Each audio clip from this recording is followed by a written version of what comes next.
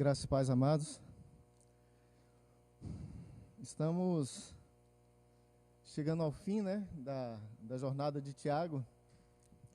Só que hoje eu vou aprontar um pouco com os irmãos, porque este capítulo 5, ele trata de dois assuntos muito específicos, assim, muito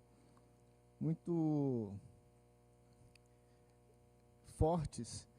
E eu achei por bem nós separarmos isso em duas partes. Então, nós vamos fazer o capítulo 5, parte 1, e capítulo 5, parte 2, o retorno, a vingança, alguma coisa assim, nesse sentido, assim, como aqueles filmes que passam, que tem 25, Então, hoje nós vamos estar falando sobre a primeira parte, e domingo que vem encerraremos com a segunda parte. E para isso eu queria convidar que todos estivessem abrindo, então, Tiago, capítulo 5. Vamos orar ao Senhor.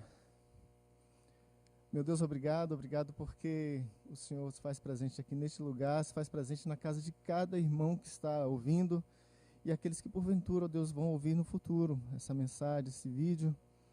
Meu Deus, eu quero pedir ao Senhor que em nome de Jesus o Senhor esteja abençoando ricamente, profundamente a vida de cada um destes e as nossas vidas, ó Pai.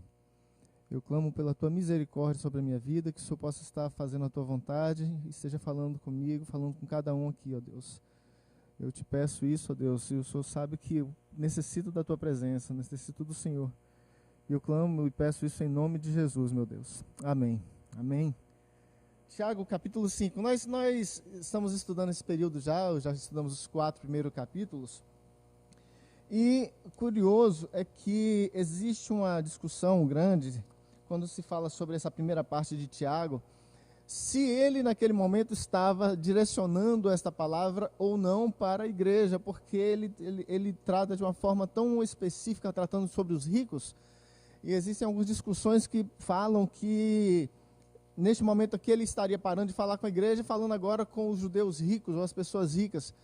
Eu particularmente não consigo entender dessa forma, porque a carta é para a igreja, Então a gente entende que os problemas que estavam acontecendo ali eram problemas da igreja. Até porque aquela carta que Tiago estava escrevendo para a igreja, como é que chegaria para as pessoas que não estivessem em comunhão, não estivessem próximo? Como ouviriam isso, Então, nos dá a entender que a carta é de fato para a igreja, para problemas que estavam acontecendo ali.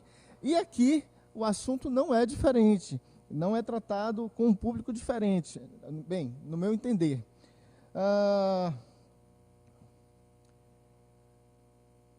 Então, na verdade, a gente sabe que o público que estava recebendo aquela carta era uma igreja composta por judeus convertidos.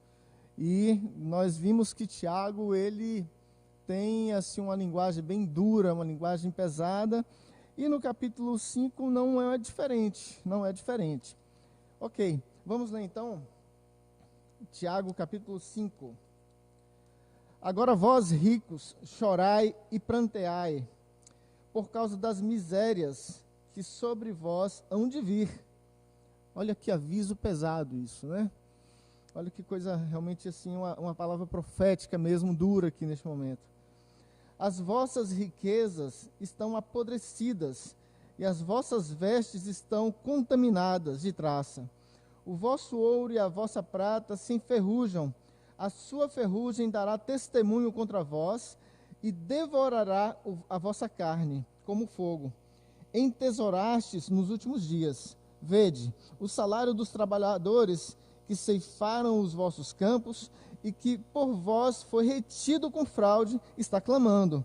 Os clamores dos ceifeiros chegaram aos ouvidos do Senhor Todo-Poderoso. Deliciosamente vivestes sobre a terra, e vos deleitastes. Cevastes os vossos corações no dia da matança. Condenastes e mataste o justo que não vos resistiu. Pesado, Dura palavra. E se nós pararmos para pensar que essa palavra está sendo direcionada para as pessoas que estão dentro da igreja, é algo muito sério, muito difícil ver. É claro que existe essa palavra dura em relação aos ricos, mas a gente precisa esclarecer uma questão. Ser rico não é o problema. Essa não é a questão, pelo contrário. muitos foram profundamente, ricamente abençoados por Deus em toda a história. A riqueza nunca foi o problema em si. Mas vamos dar uma olhadinha lá em 1 Timóteo, por exemplo. 1 Timóteo 6,10, o que está dizendo a respeito da riqueza? 1 Timóteo 6,10 diz o seguinte: porque o amor do dinheiro é a raiz de todos os males, e nessa cobiça alguns se desviam da fé e se transpassaram a si mesmo com muitas dores. Então, a ideia é que o amor ao dinheiro é a raiz dos males, e não o dinheiro é a raiz de todos os males. Então, o fato de irmãos serem ricos, isso não é problema. O problema é onde está sendo colocado o seu coração. Ok? Este é o problema. E aqui é o foco que está sendo dado por Tiago nesse tema. Então, a gente já sabe que dentro da igreja, aonde é destinada essa carta, estava tendo problemas sérios em relação a isso. Irmãos que estavam fraudando os irmãos, e a gente vê situações... existia um espírito que não era o Espírito de Deus. A gente pode dizer que era um espírito babilônico, né? Que estava sondando. Como é que se trata essa questão do espírito babilônico? Para nós entendermos direitinho, vamos dar uma olhada lá em Apocalipse, capítulo 18, verso 3. Só para nós termos uma ideia de como é esse espírito. E a gente está ouvindo ali o seguinte: pessoas com o coração totalmente voltados para si mesmos, pessoas que fraudavam os seus irmãos, defraudavam também seus irmãos, e que roubavam. E aqui no capítulo 18, verso 3 de Apocalipse, fala que espírito é este? Fala o seguinte: pois todas as nações beberam do vinho da ira da sua prostituição. Neste momento aqui, está falando exatamente sobre a Babilônia. E como era, eu falo que a mente da Babilônia, o espírito da Babilônia, né? E os mercadores da terra se enriqueceram com a abundância da sua luxúria. E se você observar todo o capítulo, vem do 17, capítulo 18 de Apocalipse, vai destacando justamente como é que era tratado isso, né? A ganância, a arrogância, o roubo, e como Deus se ira profundamente. E incrível é que esta mente, este mesmo espírito, estava presente em alguns irmãos que estavam na igreja que Tiago escreve essa carta. E se nós pegamos agora essa mesma situação e falamos o seguinte: pessoas que amontoam riquezas, algumas características que é dada nesse espírito babilônico, né? Pessoas que amontoam riquezas, pessoas que enriquecem roubando, pessoas que são arrogantes, que não pagam o salário dos trabalhadores. E aqui, quando fala salário de trabalhadores, a gente pode enfatizar dois tipos de salário de trabalhadores. Aqueles trabalhadores que estão, de fato, a serviço direto, eu contrato o trabalhador, mas também até fornecedores, né? Pessoas que entregam um serviço, que entregam um produto. Essas pessoas que vendem serviço, vendem produto, elas são sustentadas por esse dinheiro também. E muitas vezes essas pessoas não pagavam trabalhadores, mas também nem aqueles que prestavam serviço. E o texto fala que essas pessoas estão ricas, gordas, como se estivessem prontas para o abate, né? E utilizam do seu poder, utilizam da sua riqueza para poder fazer, para poder colocar peso, para sobrepor sobre aquelas pessoas que não têm. Se a gente pega essa mesma mensagem e coloca em revistas, e coloca nos jornais de hoje em dia, tem alguma diferença em relação a isso? O que a gente observa, muito claro, é que este mesmo espírito, essa mesma mente diabólica, que estava presente há 2000 anos atrás, ainda está presente com muita força. E como a gente vê em Apocalipse, isso não vai mudar até que o Senhor venha realmente com a ação dele sobre isso e destrua completamente. Então nós estamos inseridos em meio a tudo isso, Isso está muito forte no coração do homem, está presente no coração do homem, e nós estamos vivendo no meio disso tudo. E exatamente como aconteceu com o povo no passado, essa mesma mentalidade, né, essa ganância, ainda está presente hoje no coração humano. E Tiago, com essa preocupação muito séria, muito forte, se a gente olha, por exemplo, o versículo 1, olha o alerta que Tiago dá aos irmãos que estão fazendo isso. Agora, vós ricos, chorai, e pranteai por causa das misérias que sobre vós hão de vir. E quando você vê lá em Apocalipse 18, vê quão duro é a forma como Deus trata isso. Quão pesado será a forma como Deus tratará isso, né? E aqui, este alerta de Tiago, meus irmãos, fiquem atentos sobre o que está acontecendo aí. Vamos no versículo 4, olha o que está escrito.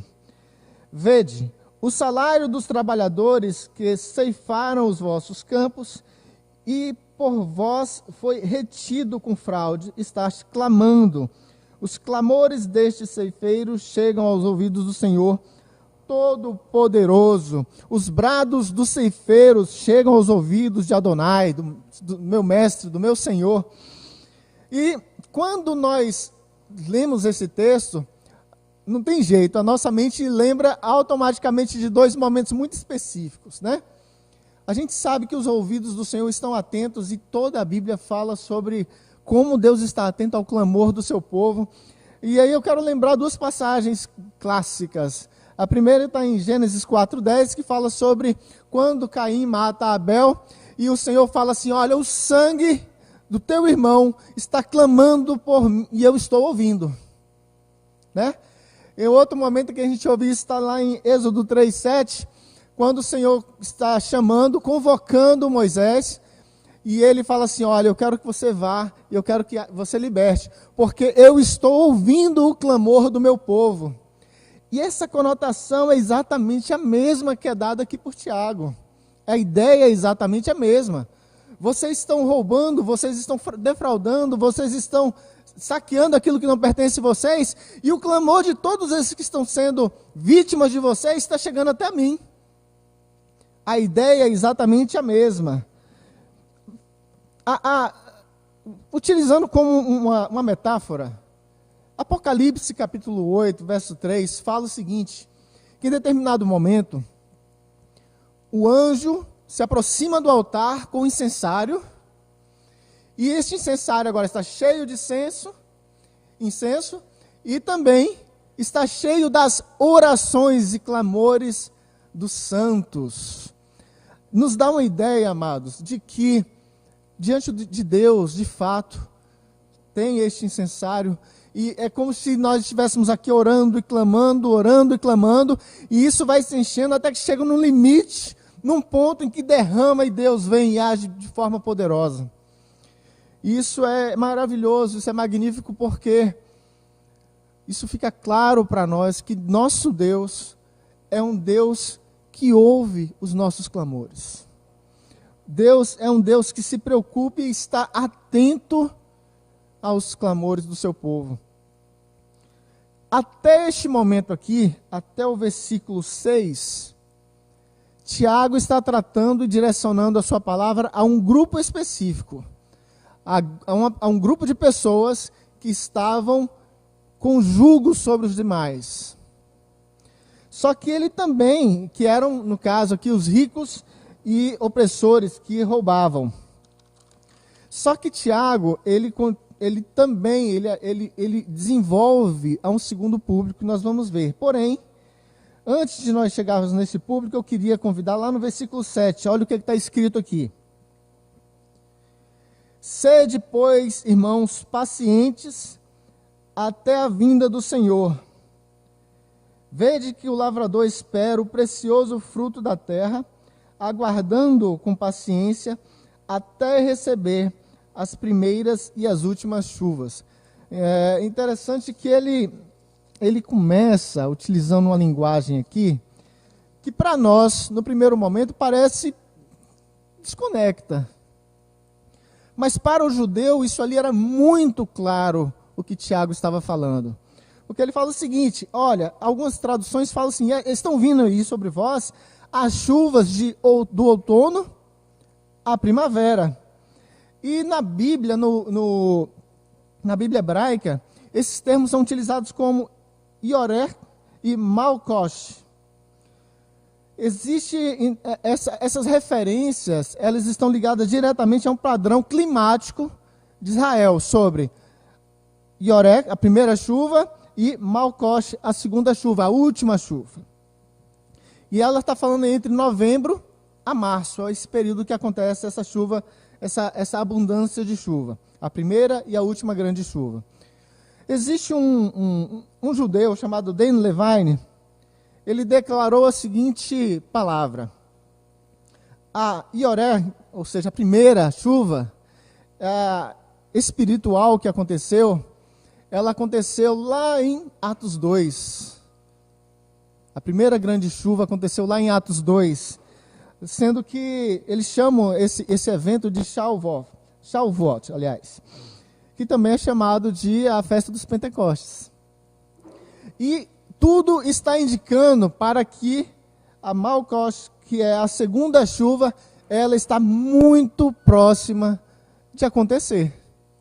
Então, quando ele está utilizando essa linguagem aqui no versículo 7, automaticamente os judeus entenderam essa palavra, entenderam que acontecerão duas chuvas, e eles sabem do que se trata ali. Ok. E Tiago, então, ele inicia a segunda parte, aqui, a partir do versículo 7, dessa forma. E vamos dar uma olhadinha, então, nos versículos de 8 em diante aqui. Sede vós também pacientes, e fortalecei os vossos corações, porque a vinda do Senhor está próxima. Olha essa declaração que ele dá aqui. Está explicando o versículo 7. Então, naquele momento, quando ele fala sobre as chuvas, acontece a explicação aqui. A vinda do Senhor está próxima. A segunda chuva está por vir. Irmãos, não vos queixais uns dos outros, para não serdes julgados. O juiz está à porta. Irmãos, tomai como exemplo de sofrimento e paciência os profetas que falaram em nome do Senhor. Como sabeis, temos por bem-aventurados os que preservaram. Só um instante. Como sabeis, temos por bem-aventurados os que perseveraram. Ouvistes da paciência de Jó e vistes o fim que o Senhor lhe deu. O Senhor é cheio de misericórdia e compaixão. Aqui, então, existe uma palavra que ele direciona ao segundo grupo. E este segundo grupo agora eram as pessoas que estavam sofrendo debaixo do jugo do primeiro grupo. Eram pessoas agora que trabalhavam, pessoas que estavam no campo e no final não recebiam seus salários. E existia então uma murmuração, existia então, além do clamor que é necessário, eles passavam do ponto do clamor e entravam com a murmuração, com a reclamação, com a discussão, de falar em relação a isso. E aí então agora Tiago chega e fala: irmãos, não falem. Não falem. Se você olha o versículo 8, ele está falando o seguinte: seja paciente e fortaleça o seu coração. E a gente volta no capítulo 1 de Tiago, quando fala, olha, perseverança, mantém-se firmes. Versículo 9, fala que mesmo diante do mal, nós não podemos nos queixar. Difícil, né? Difícil, né? Mesmo diante do mal, não vos queixeis uns dos outros, para não serdes julgados.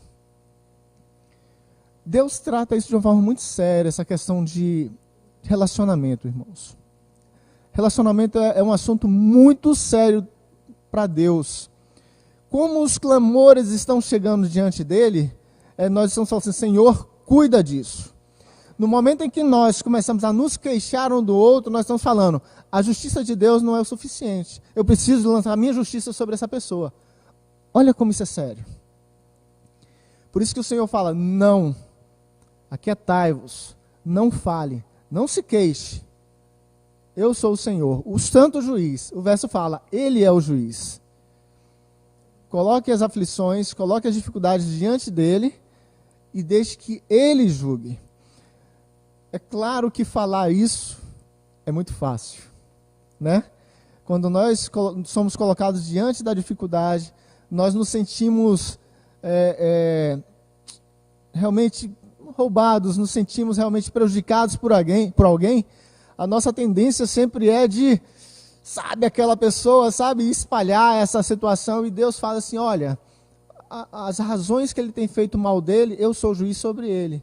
Você agora não coloque esse juízo sobre a sua cabeça. Deixe comigo. No verso 10, ele fala o seguinte, que nós devemos então aprender com os profetas. E os profetas então são exemplo para nós de paciência e de sofrimento. E o Senhor Jesus, ele gosta de dar esse exemplo muito claro para a gente. Por favor, abram em Mateus capítulo 5. Mateus capítulo 5, versos 11 e 12. Olha como o Senhor Jesus trata essa questão do sofrimento dos santos e dos profetas. Mateus 5, 11 a 12 diz o seguinte: Bem-aventurados sois vós quando vos injuriarem e perseguirem e mentindo disserem todo mal contra vós por minha causa. Regozijai-vos e alegrai-vos, porque grande é o vosso galardão nos céus, pois assim perseguiram os profetas que foram antes de vós. No Mateus 23, capítulo 23, 29 e 37, o Senhor Jesus fala novamente sobre esse tema. E aqui o Senhor está falando sobre profetas, como esses profetas foram perseguidos e como eles são bem-aventurados por serem perseguidos. E aqui agora Tiago fala o seguinte: aprendei com os profetas. O padrão que nós devemos seguir de aprendizado é a partir desse sofrimento. Entendendo que todo sofrimento e toda batalha e toda luta que temos, nós somos bem-aventurados, assim como os profetas eram. E aí, então, surgem algumas orientações que Tiago dá para isso. Algumas orientações que nós precisamos tomar diante das injustiças que sofremos. Primeira orientação que fica muito clara para nós, que Tiago dá é: levantem clamores ao Senhor. Quem pode resolver a situação é o Senhor. Entendendo que todo o clamor ele vai ser lançado diante do Senhor, e no momento oportuno Deus vai vir e vai agir de forma poderosa. É Ele quem faz. É Ele quem age. Uma segunda orientação, nós acabamos de ler, é que aprendam com os profetas.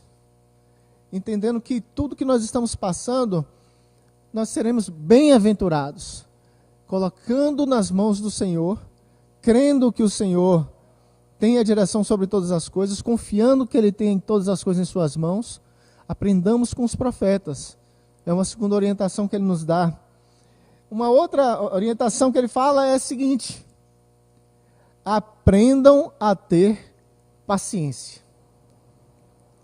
E quando a gente fala em aprenda a ter paciência, a gente lembra automaticamente de Gálatas 5, 22 e 23, que fala sobre os frutos do Espírito. Toda luta, toda batalha, toda situação que nós somos colocados é uma oportunidade que o Senhor nos dá de relacionamento com Ele. E a oportunidade que o Senhor nos dá de que o Espírito Santo coloque em nós e faça florescer em nós esse fruto bendito, o fruto do Espírito. Amor, gozo, mansidão, domínio próprio, bondade, fidelidade. Não é isso? Irmãos, toda luta é um momento de nós realmente tentarmos olhar a circunstância com o olhar do Senhor, sabendo que Ele tem o controle sobre todas as coisas, e nos dispormos realmente ao Espírito Santo de Deus, sabendo que Ele cuida de nós, e deixar com que Ele trate em nós o nosso eu de fato, né? É algo muito, muito, muito sério isso aí. E ainda, dentro das orientações, fala que, mesmo diante das perseguições, sejam elas de irmãos, e sejam elas de não irmãos, pessoas que são de fora, a palavra é: não julguem uns aos outros. Não abra a sua boca para falar do outro. Não abra a sua boca. Toda justiça vem do alto, vem do Senhor. Nós precisamos sempre lembrar, como o Senhor falou, pagar o mal com o bem.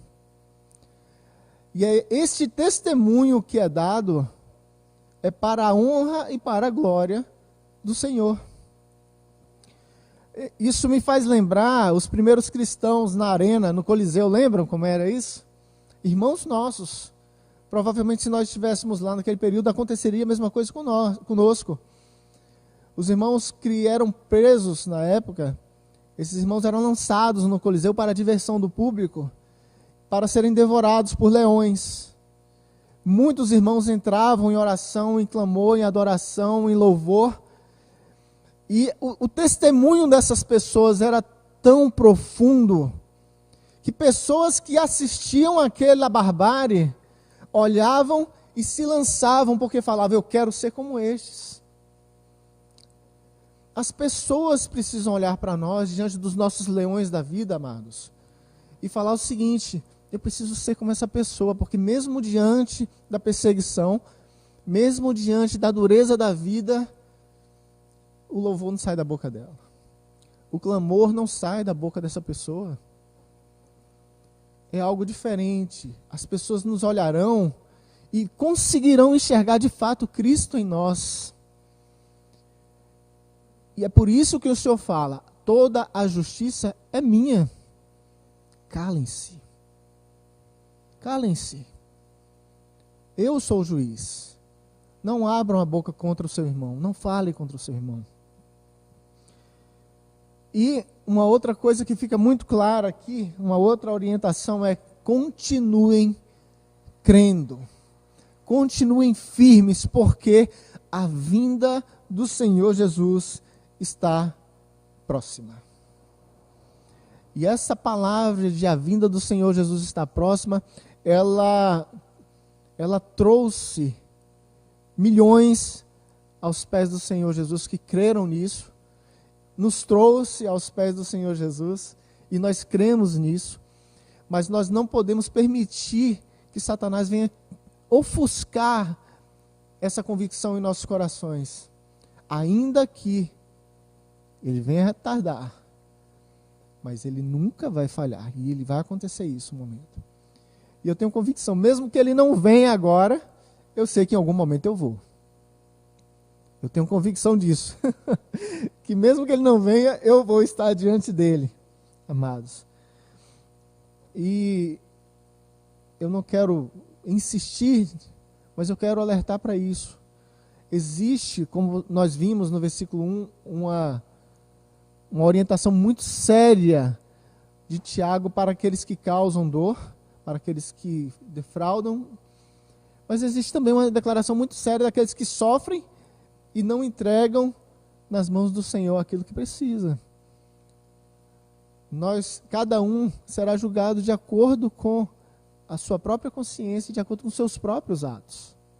Entregamos na mão do Senhor, amados. E no versículo 12, olha o que está escrito aqui. Mas, sobretudo, meus irmãos, não jureis nem pelo céu, nem pela terra, nem por qualquer outro voto.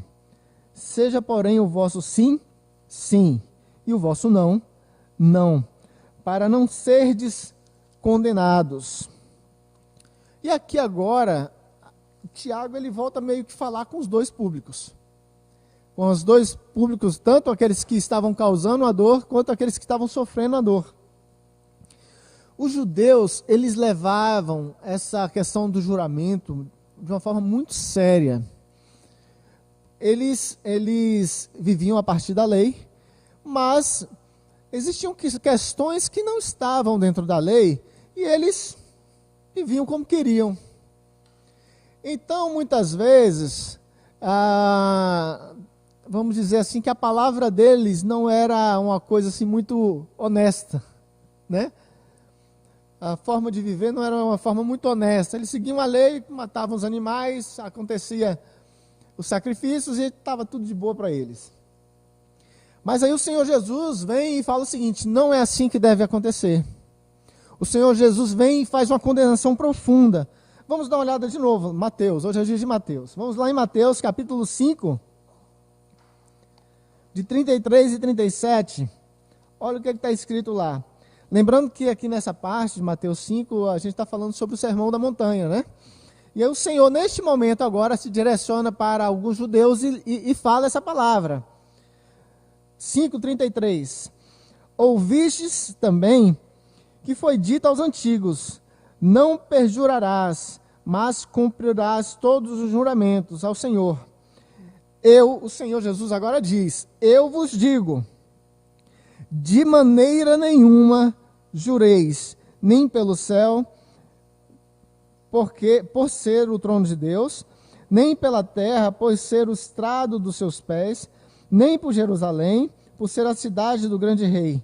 Não jureis pela tua cabeça, pois não podes tornar um cabelo branco ou preto. Seja, porém, o vosso sim, sim, e o vosso não, não. O que passar disso vem do maligno. E aqui agora, então, parece que Tiago desentoa do assunto, né? Ele estava tratando sobre uma questão e agora vai falar de juramento? Não. O assunto aqui continua exatamente o mesmo que está sendo tratado. Porque o que ele está falando aqui neste momento é o seguinte: olha, tudo que venha sair da sua boca, ela precisa ser um reflexo daquilo que você vive. Não jure. As pessoas precisam olhar para você e falar o seguinte, que quando você diz sim, por causa das suas condutas, por causa da forma como você vive, elas vão compreender que aquilo é sim. A autoridade da sua vida vai confirmar aquilo. Percebem? Então a sua forma de agir, você agora não defrauda mais ninguém. E você agora também não fala mal de ninguém. A forma como você vive é o seu grande testemunho. O resumo dessa palavra é isso. Então, ele agora faz uma ênfase de que a forma como você fala, ela precisa estar em sintonia total com a maneira com que você vive. E isso será testemunho para você. E você não terá mais a necessidade de fazer juramento. Pesado para nós, né? Mas o texto aqui fala exatamente disso. É por isso que o Senhor Jesus fala: não jure, viva. Quando as pessoas olharem e ver que está saindo algo da sua boca, elas vão falar: verdadeiramente isso tem que ser assim, porque ele vive dessa forma. Ele age dessa forma. Exatamente como está lá em Mateus 7, quando o Senhor Jesus ele termina de falar uma série de situações, as pessoas olham para ele e falam assim: e todos se maravilharam profundamente com o que saía da sua boca, porque via autoridade em tudo que ele falava. E essa mesma autoridade é cobrada de cada um de nós, irmãos. Nós precisamos parar de ter vidas duplas, né? Ânimo dúplico. Nós precisamos realmente, da forma que vivemos, falemos. Da forma que falamos, vivemos.